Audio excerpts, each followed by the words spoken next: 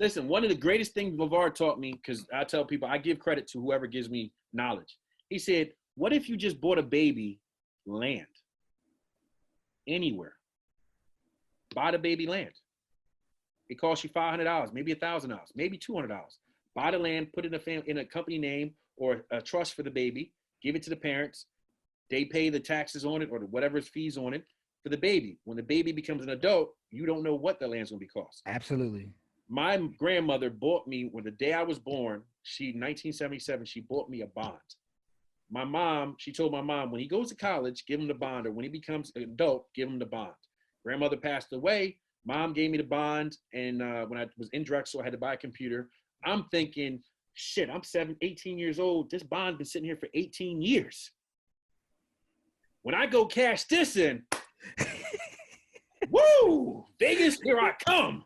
I'm gonna buy the computer, I'm buy me a new car, I'm gonna get me a house, another house. Like I'm gonna be rich. This shit's crazy because I learned about stocks and bonds through Prime America. And Prime America is a network marketing company. And when my freshman year in 1996, someone introduced me to Prime America. He told me about stocks, and they would talk about how if you own stocks in AT&T or IBM at the time when they first started till now, it'd be worth a couple million. Yeah. So you're applying that to what you thought was the savings bond. Nah, savings bond is nothing like that. When we went to the bank, I thought the lady was fucking with me. They gave me back $60. Which means those bonds probably cost her like 30, maybe. But you know what though? Dollars. That point about buying land is so true, because one of the things that, you know, and you being in the business will recognize, people do a lot of land banking.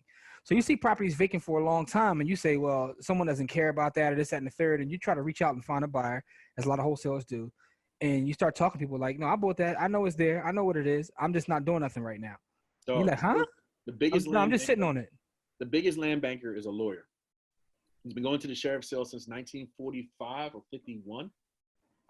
He's down in Rittenhouse Square. He has an office. And when you walk into his office, I met him. I went to the auction. Like I've been to the auction maybe 4 or 5 times. Okay. I went to the auction and I seen this dude there who was real quiet, but everybody seemed to give him respect. Like, you know, when somebody gets that respect that everybody else ain't seeing, but the people who were buying land were seeing him and shaking his hand. So when I go into a meeting, I look for the influencer of the group. I don't look for. Are you talking about Adam? You talking about Adam, right? I'm not going to say names because. All right, I put it like this. I know who you're talking about, but go ahead though. And I went to his office and he said, "What you looking for, young fella?" I said, "Well, yo, I'm downtown too." He said, "Yeah, where you at?" I said, "I'm at 19th and Chestnut." He said, "Oh, okay." Yo, I get there and he pulled. I said, "Well, LeVar," I'm telling him where LeVar's buying land. He said, "What are you buying land at?" I said, "In West Philly." He pulls up. He goes to this wall, and goes, "What zip code? 39 or 43?" I said, "I think 4339, somewhere in West Philly." He said, "Well, let me show you something." He pulls off, flips through some pages. I own Lansdowne at 45th and this, and Lansdowne, I own the whole corner. What are you trying to build?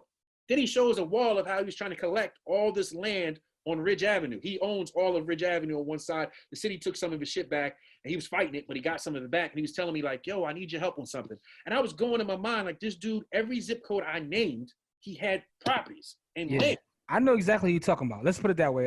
You know, I ain't gonna put his name out there, but I know exactly what you're talking about. But here's what's interesting about him. I was having a conversation with Ish this week because I was telling her, this dude, the guy you're talking about, yo, a couple years ago, he started accepting Litecoin and Bitcoin for his properties.